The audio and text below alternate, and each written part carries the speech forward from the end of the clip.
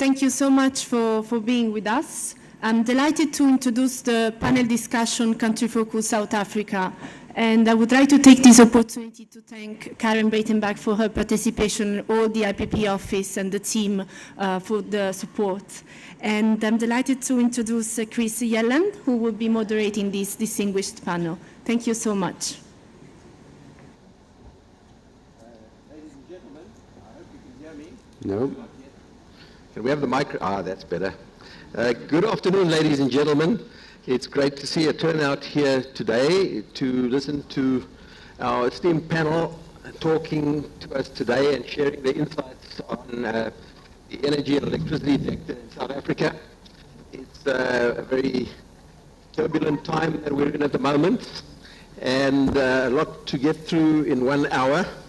So I'm going to keep the discussions tight and ask our panelists not to engage in long, drawn-out discussions, but to get to the point, short and sharp.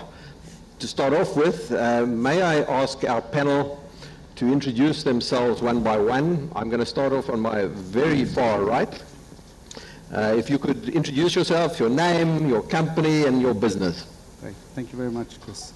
Hi, my name is Ziad Sarang. I'm from Fieldstone, independent investment bank advisory boutique based in Johannesburg, London. I'm a managing director in the Johannesburg office. Thank you. My name is, can you hear me? Good stuff. Tiens Elders, I represent Absa Bank. We are headquartered in Johannesburg. I specifically look after the project finance. Can you guys hear me now? Good stuff. Okay. Just sort out the mic. Tiens Elders, I work for Absa Bank Limited. We are headquartered in Johannesburg. I specifically look after the project finance business, and we have a big focus in the power sector where we've closed more than 2.5 gigawatts of deals so far on the continent, and we continue to support various programs. Thank you. I'm Saki Laimeka of Nedbank. Very active in co-heading energy finance. So we're a dedicated energy finance team. We have a mandate across Africa and are the leader in the renewable space in South Africa. Thank you. Hi everyone. Mohammed Hussain. I'm the regional CEO for NG. NG is an energy development company. Thank you. On my left, can we hand over to you, Karin? Thank you. I'm Karin Breitenbach, and I'm a head of the IPP office in Pretoria. Thank you. Yusuf Hafaji, Vice President at Marubeni. Been with Marubeni, international Tokyo-based company, developing projects in Africa, and previously with ESCOM for 18 years. Thank you. Good afternoon. My name is Jacob Mutise. I'm the chairman of NESA, the National Energy Regulator. We basically regulate the electricity, pipe gas, and petroleum pipelines industry. Yeah, that's what we do. Thank you, Jacob. Yeah, ladies and gentlemen, I think you can see here we have a panel of great substance, stretching from regulation through to government, the DOE IPP office, through to project developers. And on my right, some serious financiers of power projects, both in coal, gas, renewables, etc. So with that, I think I'd like to sort of kick off this discussion by asking on my left to Karin, something that is on everybody's minds, that really determines the country plan of South Africa going forward. It informs investors as to the direction the country is taking in its energy path, especially its electricity path. And we've been waiting for nine years for a new integrated resource plan for electricity, something that should come out every year, but it's now coming out once every 9 years by the look of it. Karin, what is going on? We know what the minister has said, that it'll be sometime in August. Will it be sometime in August? I really think it will be. This new minister is very focused on delivery. So I'm not directly involved with the IRP, but as far as I can understand, and Minister's commitments in the media, he has basically put a deadline for August. And I think we all have to work towards that. My understanding is and that there will be an IRP, but there will also be an integrated energy plan and also an integrated gas master plan. So I'm involved in the gas All one. by August, August, he said August. including a public participation process. Maybe Jacob, Nursa, you ran the public process for the draft IRP. I think it was in November 2016. Yeah. And since then, nothing happened. Can you run a public participation process and have this IRP ready for gazetting in August?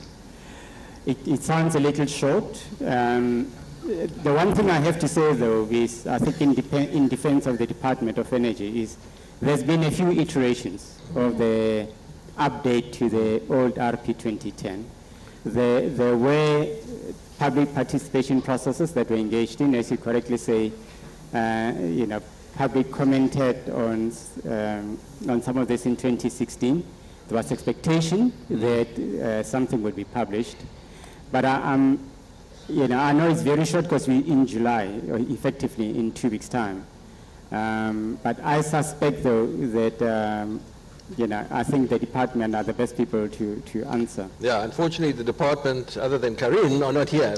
But I think we hear, we've heard the public messages, and we all are looking forward to this IRP. It is badly needed. But coming out of this IRP will indicate the kind of mix for the new capacity that will be built in South Africa between now and 2050. So I'd like to touch on the subject of the mix and maybe kick off with a subject. I mean, we have 85% of our electricity in South Africa is generated from coal. It is really high by all standards in the world, and South Africa is making commitments to reduce its CO2 footprint. Financiers are coming under pressure from shareholders, not to finance new coal. So I want to address this to Yusuf. New coal. Is this the least cost way of delivering baseload power for South Africa? New coal. Personally, I think as South Africa, we've built the economy on a coal-based foundation because coal was the available baseload in South Africa. And I think Eskom previously had to monopolize and bring that coal into the baseload mix. But that doesn't answer my question. Is it the least cost? If we're getting there, if we look at the what makes our base coal load in South Africa, we have an option of nuclear. I support the technology, but I think it's too expensive and too long lead time to bring in. If we look at gas, gas is really a game changer in baseload. But we don't have the infrastructure for gas. IPP offers, DOE has been talking about the gas procurement program for the last 4 years. We saw the PERM 2 years ago. Yes, the minister has got an impetus. Gas is a game changer, and hopefully gas will be that baseload that comes. In terms of the coal, I think going forward, the NGOs are lobbying extensively.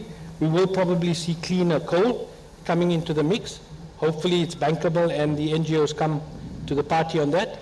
Our existing coal, I think in the context of when the program was launched, was the least base load available at that point in time to replace the decommissioned coal that has to be replaced by Eskom going forward. Thank you. And those are less efficient, more emitters than the coal technology that was prescribed through the procurement process that we had participated in and bid in. Thank you. So at the point in time when the baseload was released, yes, that was the least cost availability for baseload coal at that point in time. Now to move on to NG here, NG was the prime developer for one of these new coal plants, and they decided from a corporate strategy point of view to pull out.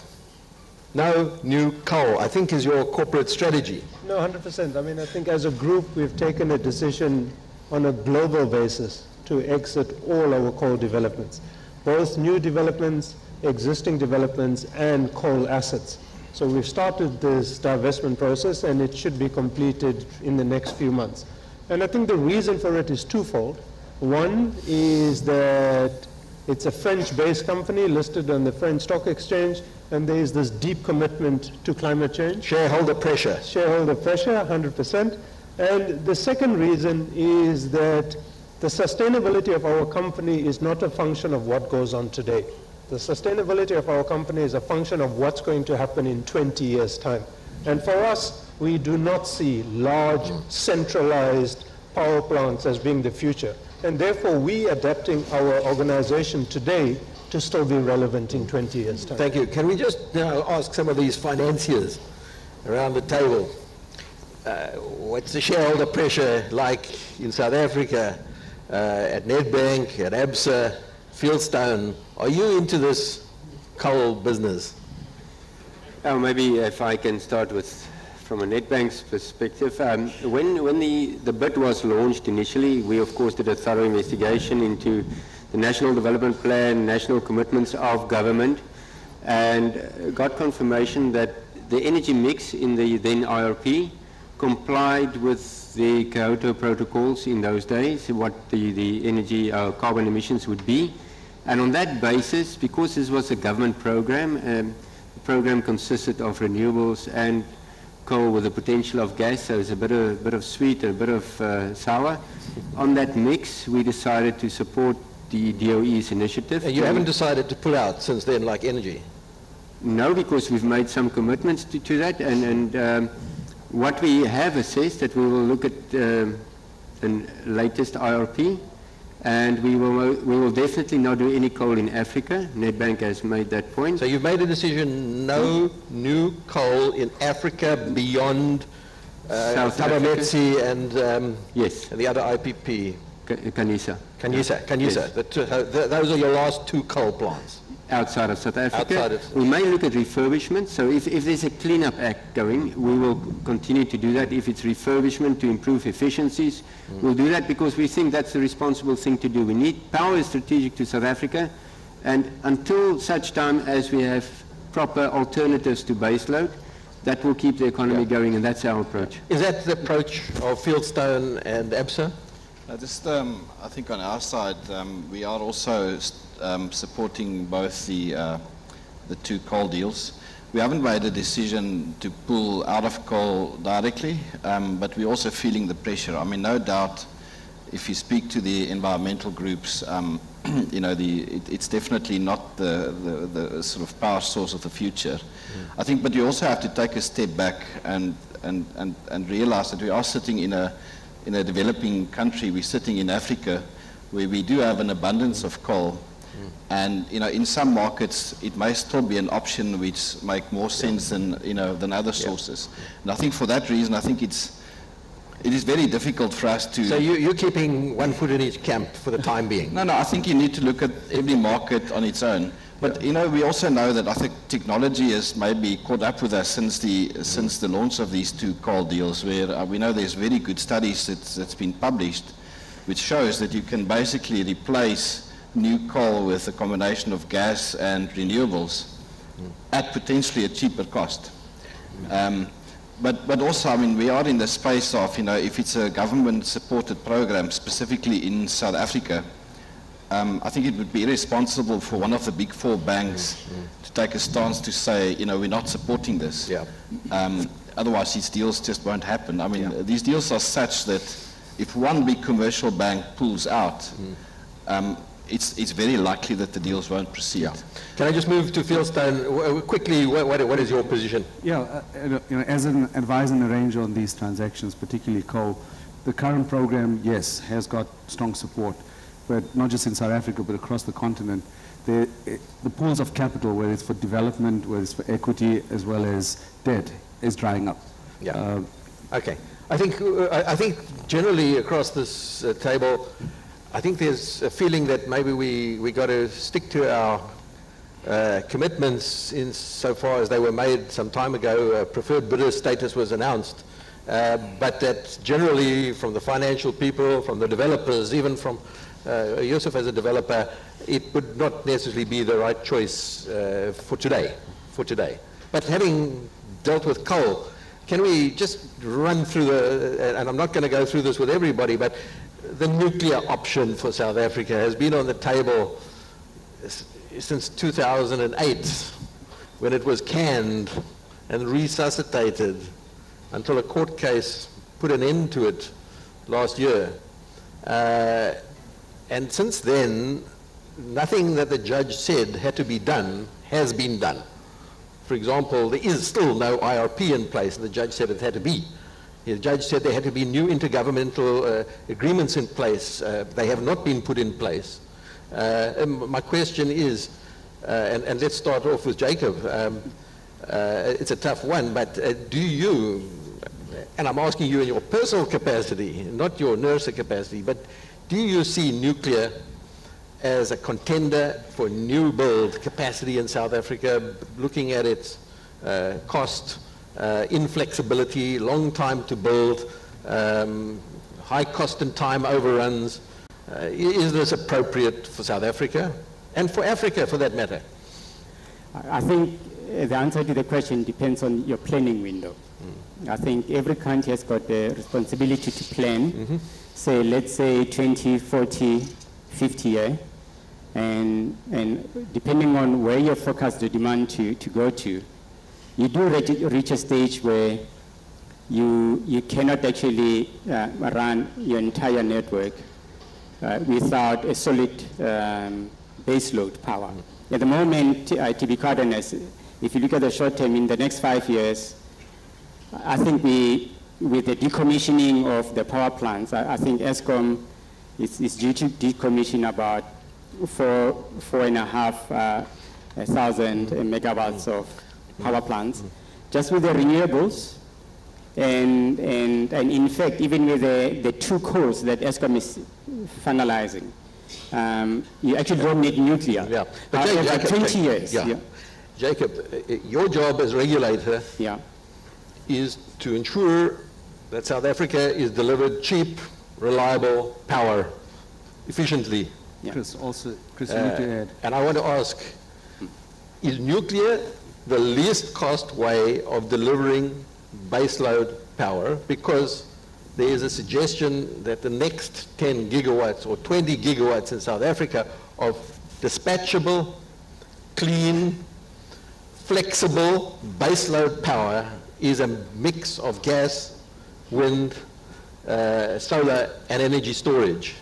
And if so, how does this fit, this least cost which you are responsible for? How would nuclear fit into such a picture? I think in the short term, the answer is no. Let's just say short to medium term, we probably shouldn't be doing nuclear. It is there in the current RP 2010, but that's one of these programs that have to be right at the end. I think renewables, you're right, and then gas needs to come in. And certainly. Karin, I spoke to ESCOM's head of nuclear about 2 weeks ago, and I asked him, what do you realistically expect in the new IRP with a new minister and a new president and a new head of Department of Public Enterprise? What do you expect to see? Really, let's be honest. And it was interesting, his reply, and I wanted to get your comments on it. He said they would consider it a win if they got 2 reactors at Koeberg in the next years to 2050. Now that's very different from the aspiration of 10,000 megawatts or 20,000 megawatts that was previously talked about in IRP 16, the draft. So it seems to me that there's been a real rethink. And he even said that, if there were 2 reactors in the IRP, it'll probably maybe come in at 2040, which means that there's not a short-term decision. We don't have to do anything in the short term.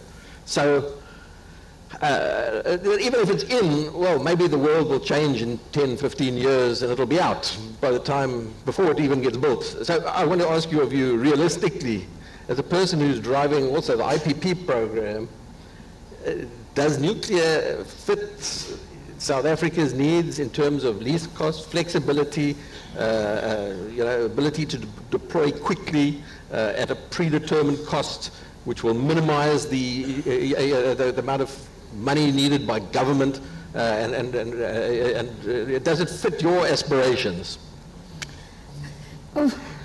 Chris, it doesn't fit my aspirations, I must say.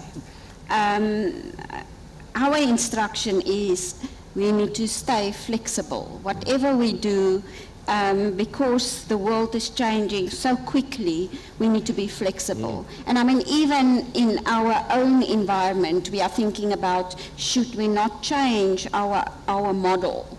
I mean, Maduna, I don't know whether he's here, but he always talks about rooftops. Are we really taking into account that people are going to generate themselves, whether we like it or not? Things are changing. And if we don't go with that and be aware of what's happening, I think we're going to find ourselves in deep trouble. Yeah. So even in our own environment, we're talking about, is the model that we are using the right model?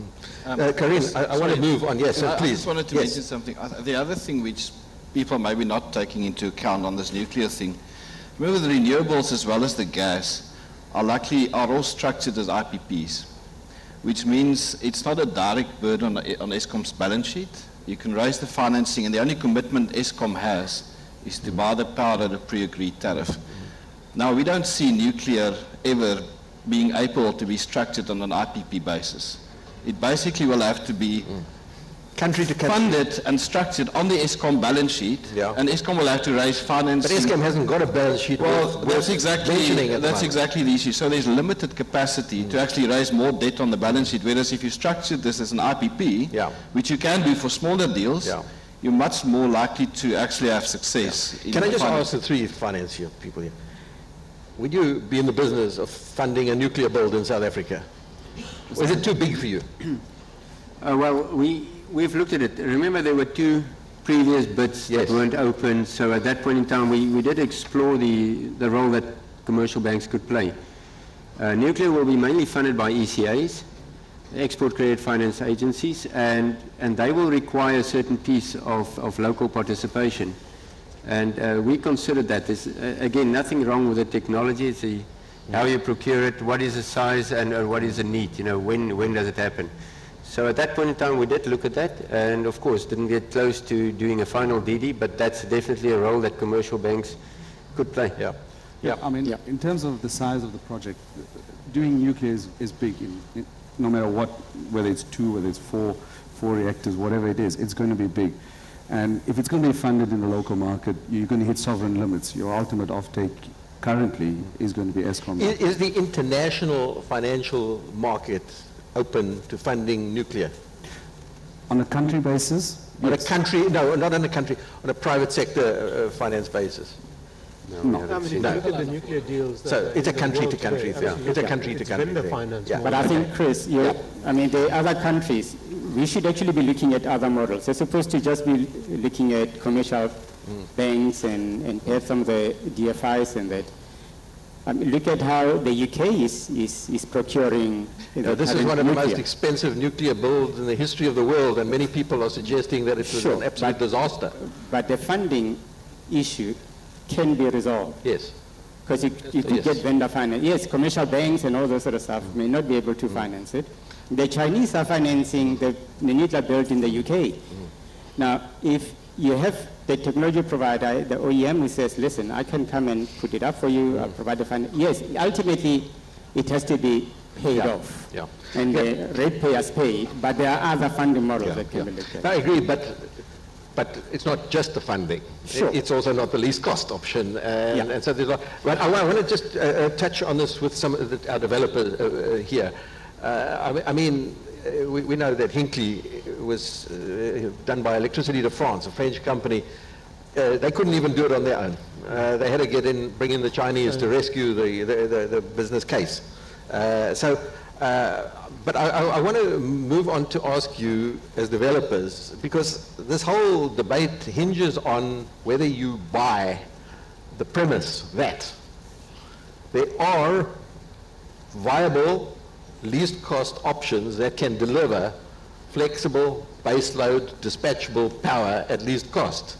Do you, as developers, I'm just asking the two of you, do you buy the premise that a combination of wind, solar PV, energy storage, and gas can deliver the next 20 gigawatts of reliable baseload capacity in South Africa, bearing in mind that we have a surplus of baseload capacity in South Africa at the moment? Absolutely, without a doubt. I mean, I think the IPP office is a case in point of being able to deliver multiple projects on time within budget. So that ticks the box.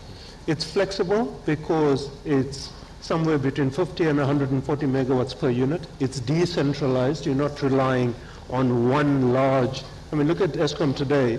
We had 2 days of load shedding. That's because you have, large centralized power plants, and if something goes wrong, you're losing 5,000 megawatts. Your point about can renewables and gas and battery storage supply baseload power next 20 years, next 20 gigawatts? Absolutely. Yeah. It is the way of the future. Yeah. Chris, you will have to invest a lot in the transmission and distribution. Certainly the transmission grid cannot be ignored. Yeah. But I've seen some funding, some studies about the transmission grid costs done by Eskom themselves, by the way, that actually firmly state that the cost of the grid upgrades is negligible compared to the cost of the capacity required. Until you try to balance the Uppington solar farm with the gas resource that's close to the somewhere in Durban. You don't think a smart grid can do this? No, I'm saying, so you have to invest in it. I don't think if you do go that far apart, that's so negligible. What are your view as a developer? Absolutely, that mix can deliver and at a low cost.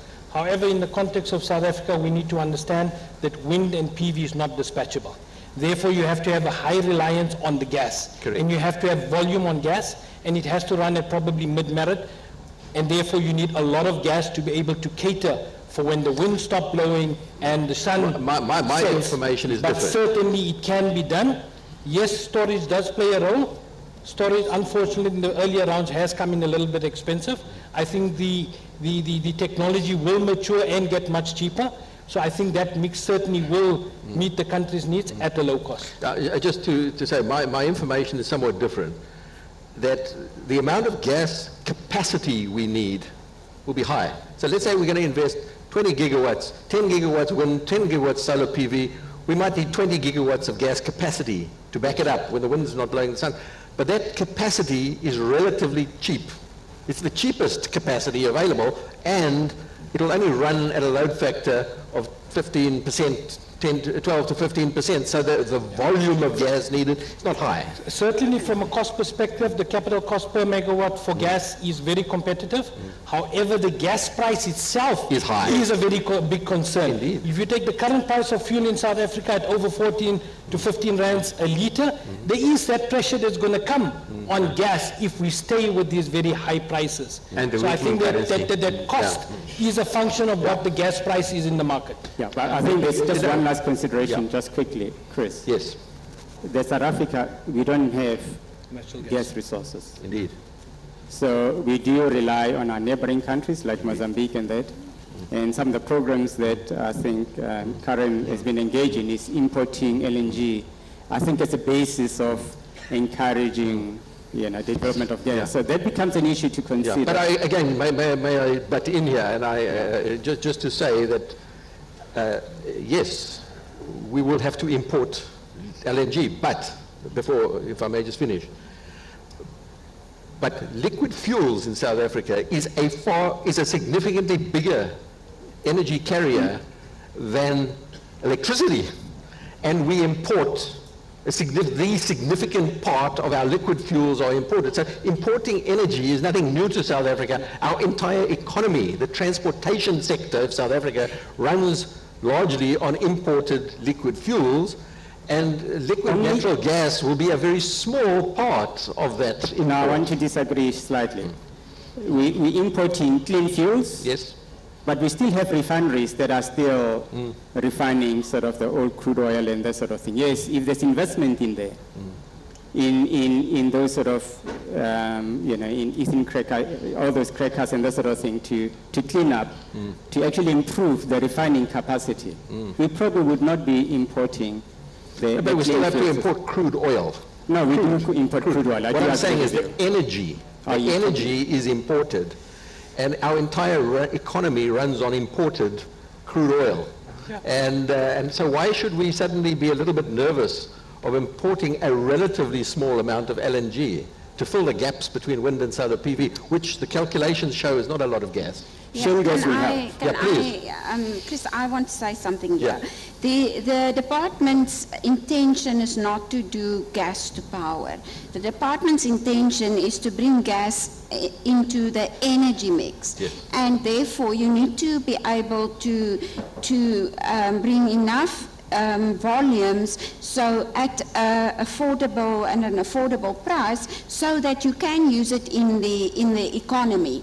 I mean, what we have done is we've done a little study, and it shows that industrial users will be the biggest off-takers of LNG or gas, but they are also the most sensitive for the price at what you are bringing it in. So there has to be a balance between the volumes and the price and the affordability to the market. This is not about gas to power. Gas to power is your anchor. It is about changing South Africa's usage and bringing in gas to support. So as far as I'm concerned, I agree with you. We can import, and we have done it many times, and we will work with NERSA so that the rand, the consumer will always pay rands. But there's really a balance. People look at the gas and they say gas to power. It's not about gas to power. Okay, so I agree with you, and thanks for that insight, and to Jacob's insights too. We've really talked a bit about coal, nuclear, we've talked about gas now, we've talked a little bit about this blend of gas, wind and solar PV, and I think there's a very common perception on this panel that this can deliver at least cost, with some issues to be dealt with like the grid, like imports, like building LNG terminals, degasification, all of these things have to be done. But in the end, this will produce a viable solution. I think that's the general view around this panel, correct me if I'm wrong. But let's just touch also on another part of the mix that I think is quite important in the IRP. It does place quite a reliance on this, and that is imported hydropower. Of course, Africa is well endowed with renewable hydroelectric resources. But of course, the difficulties of transporting power across 5 borders, from DRC to South Africa, DRC to Angola, Angola to Namibia, Namibia to Botswana, Botswana to South Africa. We had one border, Mozambique to South Africa, and it interrupted power supply for 10 years due to instability in the region. How real? Let's get real. We've been talking about Inga for I don't know how long, but let's get real. Is this really something that needs to be in the IRP? Because that means we need it. We have to rely on it. So can we, let's say, start with who? Okay, Yusuf, where comes you? Chris, I love imported hydro. It is probably the least cost. Yes. Very difficult to get alignment within ministries within one country. You now want to take 5 countries with each ministry and get alignment. That's what killed Inga probably for the last 5 years and will kill Inga for the next 10 years. We visited Inga with the ex-CEO of Eskom. It's a fantastic project. It can deliver the lowest cost for the continent, but the ability to make it work, I don't think is there. I think you've answered my question. Should it be in the IRP as something we need to rely on and build our future? I personally think we should have some allowance in the IRP. Kohorobasa is a point in case that's working very well. North Bank is there. There is an infrastructure.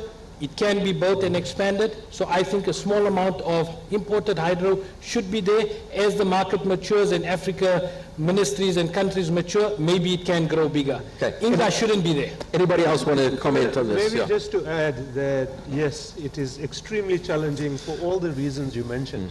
But the point is that if you're not going to start on it, it's never going to be realized. And it's a resource that's there, it's least cost. Yeah. I do believe that it is a challenge, of course, but I do also think that it requires alignment, which means there has to be somebody that takes the initiative to try to make it work. There's pipelines that cross multiple countries on this continent, transporting liquid fuels, and it works. There's no reason it can't work. It just takes time and effort to make it work. And it's a resource that's there, and I think it requires... Should it be in the IRP if it is a little bit in the air? Well, it depends Because how long you IRP want to look okay. forward in terms of the IRP. Yeah, I mean, if you say 2050, of course, why not? Okay. Anyone else? I'm happy with it in the RP back in it, and you check it every 5 years when you update your RP and keep on pushing it out. As long as you because update it every, maybe 5 years? every 5 years, because we've seen ESCOM working on this. I mean, I've worked with the INGA 1 and 2 projects. There are piles and piles of viability studies done over the last 30 years. Nobody doubts the ability to generate the megawatts. It's not going to happen soon. It's a political risk issue. Absolutely. First, the one thing we cannot do is import 100% of that hydro without the local country benefiting or the countries that you come through benefiting. And I think that needs to be taken into account also. Yeah. But it Look needs- at Corobasa Yeah. when he started off Yeah. with the Portuguese, 100% of the energy was potentially delivered in Pretoria, where the DC converter station was. Yeah. You have to have those local countries benefit from that infrastructure And also. if I may say, the last Westcorp project fell apart Yeah. for that very reason, that the DRC didn't believe they were all equal shareholders. DRC, Angola, Namibia, Botswana, and South Africa were equal shareholders of Namibia, and it wasn't equitable. Yeah. Because some of those countries are just providing a corridor. They're not doing anything else. So why should they be an equal shareholder with a DRC that's providing, the primary energy?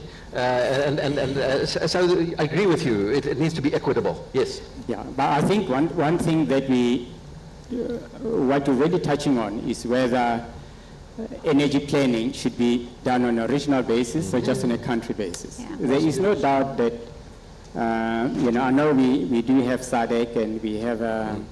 You have your RERA, which is a grouping of countries that are sharing regulatory resources and And for me, ideas. the regulatory issues are not insurmountable. In fact, there's, even the South African power pool is one of those examples where, you can trade, and the fact that we're importing all this, even water, we're importing from a neighboring country gas, and the key question, though, is do you do the planning on a regional basis, just on a country-by-country basis? Obviously, South Africa will have to be the big off-taker of INGA, but then it's all those... Yeah. you We can't get heard around yesterday in the panel discussion in West Africa the difficulties of countries in West Africa overbuilding capacity and wanting to export to neighboring, and the difficulty of putting together, because each country has its own national interests and there are regional interests that need to be looked at, but it's a very difficult and complex issue. So I think we'll move on from the issue of the mix, as it were. And I would like to touch on this because I know there are many people in this audience who are vitally interested in renewable energy. And they're also very, very interested in the bidding process, which Karin is in charge of. And we heard, I think it was yesterday or the day before, that the bid window 4.5, the so-called expedited bid window, for how many megawatts was that? 1,800. 1,800 magazines has been withdrawn off the table. So all these IPPs and developers and technology providers and financiers have put in years of work, and it's off the table. So how do you feel about this, Karin? I've got mixed feelings, to be quite honest. Now, the bid window expedited basically expired, and we didn't do the extension in time to keep it alive. So that is one problem. There's another part to this. I mean, in bid window 4, we had this issue about the 77 cents, and then no, not the 77 cents. When the 77 cents came in, we ran the models in our office, and some of those IRRs dropped substantially.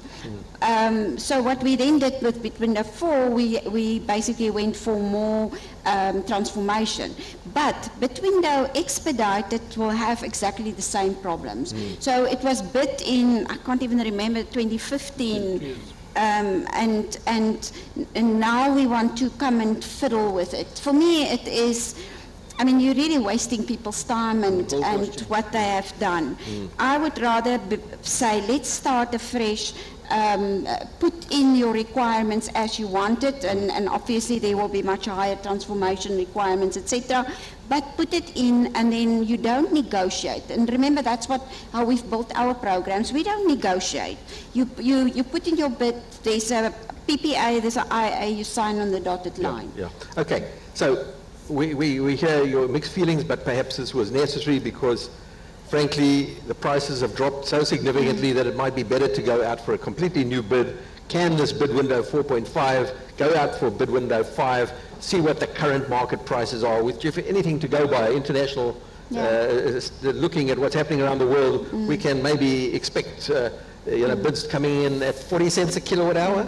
I don't know whether it's 40 cents, but I mean, remember Expedited was average 62 cents when it was bid. Yeah. So it has dropped substantially since then. Exactly. Around the world, we're seeing bids coming in at about 2 US cents per kilowatt hour, which is about approximately 30 cents a kilowatt hour. So I'm being a bit conservative with our financing, and maybe it'll come in at 40 cents a kilowatt hour. But remember, we are not buying only electricity. We're buying socioeconomic development, we're buying entrepreneurial development, we have got our transformation requirements in. So it's not pure electricity that we are buying. You're paying a premium for socio-economic development. And we don't prepare the land and the sites. That is for everybody to go into. So I think we need to be careful and compare apples with apples rather than thinking, oh, now we're going to get 34 cents. Well, I don't think we will. We will see what we will see. Yeah. We'll see what the bids come in at.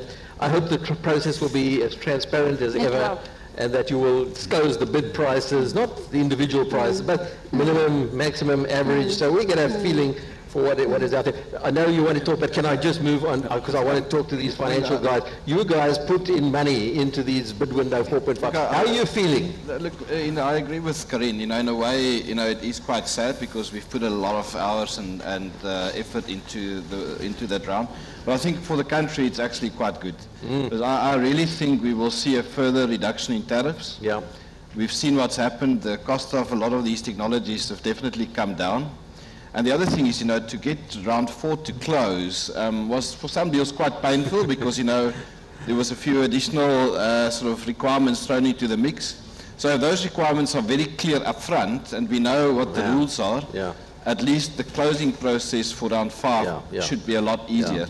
So it's a bit of a mixed feeling. Would you like to say, having not funded the deals? You're not in this business. But here's the thing. I mean, even with the expiry of round 4 expedited, South Africa has been blessed with so many transactions over such a short period of time. Never in the history has so many transactions closed in that period of time. Having one hiccup, yes, we understand it.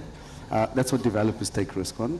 It's not good. It never is good when you have that.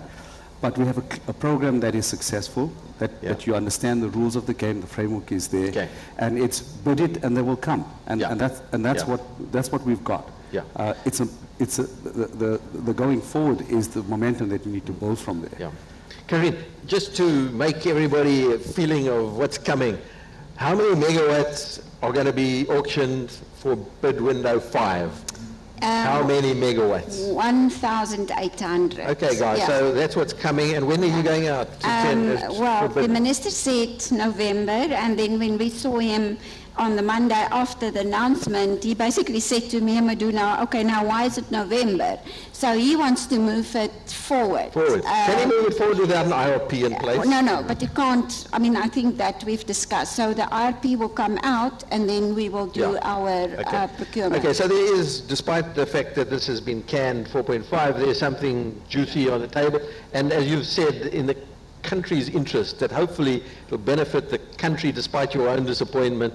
From a country perspective, this might bring the price down lower than bid window 4.5 to the extent where the country will benefit. Yes, sir. Just one point on bid window 5. Yes. I think we're probably going to see major changes in the EDO and the SED requirements, which I think are supported, and we need to see that, and we need to see development at grassroots levels. However, certain things like a cap of a 75 megawatt plant size at PV needs to be relooked at also. If you take Marubeni, we're just under construction of Abu Dhabi, Soyan, 1,200 megawatts of PV, under 2.5 US cents a kilowatt hour. Yeah. So if you look at scale, with EDO, you can get the price even lower. Fantastic. Yes, we do have some challenges, but I think if you're going to relook at the bid window 5, take consideration, plant size also in consideration, so we can bring scale and reduce the tariff. It only goes down to the customers at the end of the day. Of course, there are many people in South Africa that will argue that this plays into the hands of the foreign developers and doesn't benefit, indigenous investors. I'll argue on coal, we have 49% as foreign developers. 51% of equity of the coal is sitting in South African hands, of which 30% is BEE. So even on that basis, the EDO commitments are going to be met, and government designs that EDO commitments. I'm just mentioning there's a lot of very vociferous, hostile arguments out there against IPPs, which are seen to be foreign dominated and not benefit. I agree that many of them don't understand the local participation, but it's a reality out there. But it is true, of course, but as we said, it is IPP development. Yes. And if you're going to find equity for 1,000 megawatts of PV, the challenge is where does the equity come? What Karin is saying, that maybe it would be better to have smaller projects that are more digestible by more players and increase the diversity in the sector away from some of the top 5 developers in the world. Up price, but Karina said you pay a premium for socio-economic development. We developed the program for South Africa, not for another country. And we had to look at where we are in terms of our development. And the decision was that we're not only buying electricity, we buy socio-economic development with electricity and transformation with electricity. And the other thing is, if you start going 1,000 megawatts, your whole thing about flexibility, impacting or having benefits to other and more communities is going by, it's like flying. Look, it's a balancing act. Not 1,000, but not 75. Okay, guys, the last word on the subject. A quick one, it's very relevant to this here. I mean, you can't divorce politics with infrastructure and energy. There's no doubt about it. And if you look at it, rounds 1 to 4, more than 200 billion rands of investment. And I'm starting to find a black BEE developer that can export that expertise out into the rest of the world. That's These are realities too. We're talking about huge capital sums. Absolutely. So what does it mean? What does it mean? It means financiers need to go up the risk curve. They're comfortable with the program. A lot has been spent. And particularly the South African DFIs need to also go up the risk curve and start developing black developers as well, so that they can come in to these projects in the meaningful way. I agree with you. Look, talk is cheap. There are a lot of people out there that say they want to be in it, but when you have to put a bid on the table... We need to move away from purely financial investing. It needs to be operational as well. Guys, I think we've got a little bit of time left, and I want to dedicate the time that's left to the elephant in the room. The big elephant in the room in South Africa is Eskom. Can I just ask anybody in this audience from Eskom, just put up your hands. Anyone from Eskom? Going. There's not one. Budget cuts. At this whole conference, there's not one person from the generator who generates 45,000 megawatts in South Africa. It's sad, but it's a reflection of a crisis within our national utility. It's really an existential crisis It's a crisis that is not just facing Eskom, but facing other utilities around the world. The need to change, the need to adapt to a new business environment, a new energy environment that is completely different to the way they were set up 95 years ago. They are still structured in the same way. So I want to talk about this elephant in the room and discuss things like environmental sustainability, financial sustainability, operational sustainability, and can Eskom, an organization like this, can it actually adapt? Is it able to adapt to become a viable player in the energy future of South Africa, or is it doomed to go extinct like a dinosaur, or is it just going to morph into something completely different, or what is going to happen? Because as it stands at the moment, my personal view is it can't carry on like this. Something needs to happen, and some people would say fast. But yeah, can we first of all address this to Jacob? Because Jacob, as I mentioned to him, is the very thin line between a very powerful monopoly and the public, and business, and industry, and farmers, and transportation sector. And you are the chairman of NERSA, and it's your task to protect us. This thin line, we are relying on you. Yeah. And you are looking at this utility, your licensee, and do you see Eskom in need of transformation or restructuring, in your view, personally, not as a regulator? I mean, I just think that the electricity industry has to change. It has to transform. Eskom, you have to look at this globally. You find very few vertically integrated utilities as Eskom is. And then the examples of how other economies have gone about doing it, you know, Europe and the US and the rest of the world.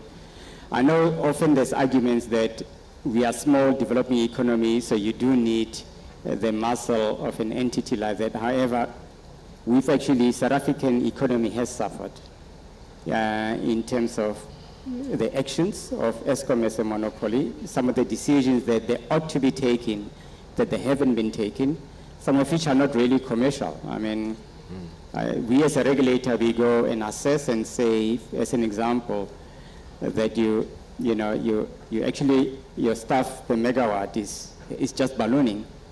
But they seem to think that politically they're not allowed to start retrenching. And so it's uneconomical decisions that actually affects the industry, because Eskom is very critical to the industry. But the answer to your question is yes. Yeah, you think there needs to be a restructure of some form. Yeah. Can I just move to you? Yourself, you used to work for Eskom. Yeah. In the generation domain, where did you used to work? I did every division. Every division. Okay. So as an ex-Eskom man, do you think that Eskom realizes and understands that the way it is at the moment cannot continue? Chris, you were in a survey a couple of weeks ago, and there was a lot of Eskom people in that audience, and I noticed most of them or all of them picked up their hands when you did that survey on restructuring. They agreed that there needed to be restructuring. To restructure. And we're not talking about light restructuring or heavy restructuring. We're talking about deep restructuring. The problem in South Africa is we had Eskom restructured. With the Reds 12 to 15 years ago, never materialized. We had the ISMO 5 to 7 years ago, never materialized. These things have to come back on the table. I'm not saying those are the right models, but where we're sitting at the moment now, I think it needs to be restructured. Transmission has moved a lot of money from network into generation to keep Madupi and Kusile bill program going ahead. Those are conflict of interest, and there is a point in case to move the wires business away from the generating business. Having said that, I take your point. To move to Karine, you are from the Department of Energy. Basically, that means government. Restructuring of Eskom is not an Eskom decision. It's a government shareholder decision, and the state is the only shareholder of Eskom. And therefore, I mean, I know you probably don't make this decision, but you're in this organization. What is your feeling about, do the does government and the politicians, has it yet dawned on them that things are far from business as usual, that restructuring is critical? Has it dawned on them yet? I think yes. I mean, our minister is very clear. He's the policy minister. And I mean, Chris, you were there the night when we signed. We wanted to sign. And you saw how we were running up and down and trying to get everybody over the line. And he was just very clear, it's my decision, we're going to continue. And I think that's the right thing. We need to have a minister who has got a vision, who knows what he wants, who is secured and certain about how to deal with these things, and has got the backing and the experience to take these hard decisions. So I really think we are in that phase now, and obviously we need to be careful how we do it. But I really think we are in that phase. Well, I must say, I do agree with you. Never before, in the last 8 ministers of energy that we've had, some of whom have only lasted 3 months, before they've been rotated. But this is the first minister that I've seen that has the gravitas and the experience. He is the longest serving cabinet minister in the South African government from the first government in 1994. A man with deep experience, and for me he shows a deep confidence in his authority to do what has to be done. And I know the matter is being looked at, but let's move to, before we go to the developers, the financiers around here. Does this restructuring frighten you?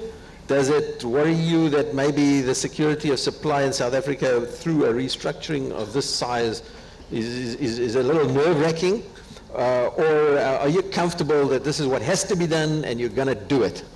And you're going to come to the table maybe with expertise and financial resources. Probably it's going to need much more than just the local banks, but what is your view on it? Sorry,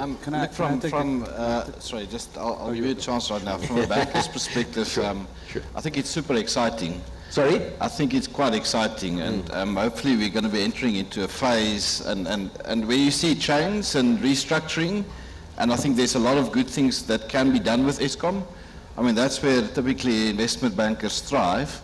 Because there's various models which I think we can apply to Eskom, and from a bankability and from a credit perspective, which should hopefully improve the current position, because the current situation is not sustainable. Simple. Yeah. So it's got to change. So for us, I mean, Ziad, I mean, we see that as extremely exciting. Yeah. So you're seeing opportunities, business opportunities? Business opportunities. I mean, if you can imagine, if the generation side of the business is spun out, I mean, like they've done, for example, in other countries, Nigeria, for example, I mean, those could end up in the hands of the private sector.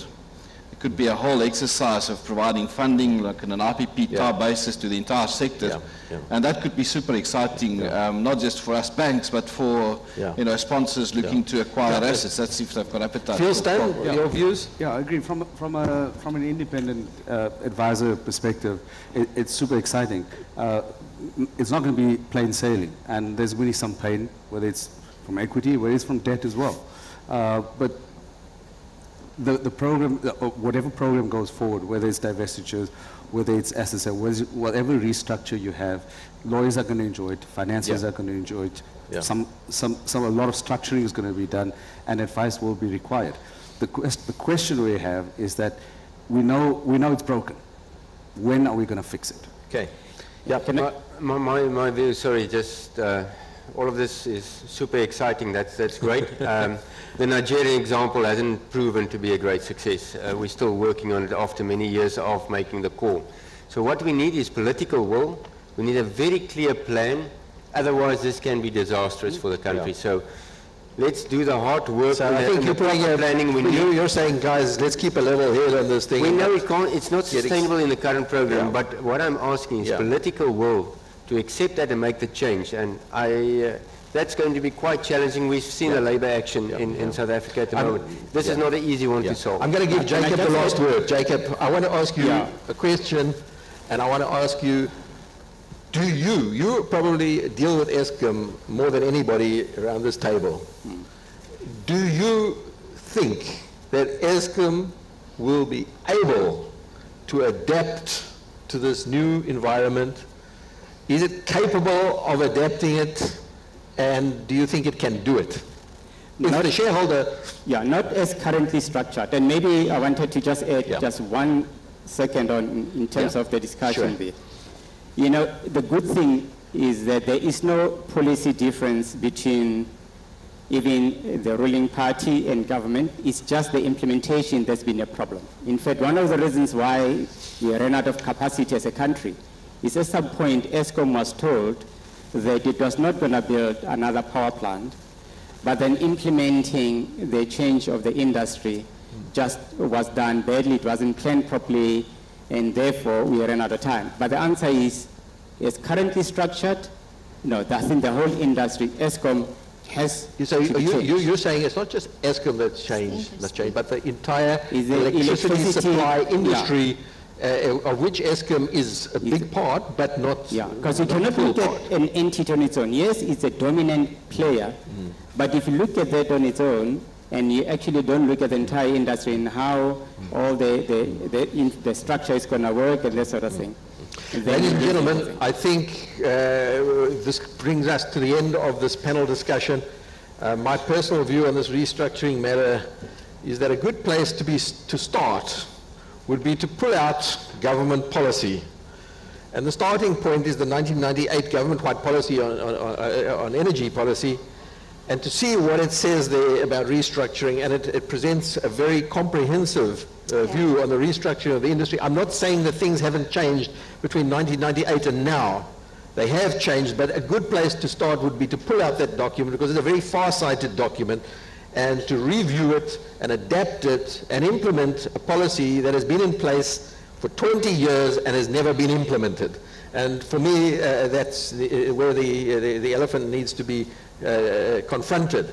So, ladies and gentlemen, I just want to, in conclusion, thank my panelists here, who I think have given us a very balanced view from regulation through to government and IPP office, through to developers, through to financiers. It's been a great pleasure for me to engage, and I hope it's been of interest and benefit to you. So with that, and thank you to the organizers, EnergyNet, for setting this up. It's really much appreciated, and I hope it's been useful. Thank you. Thank you. Thanks.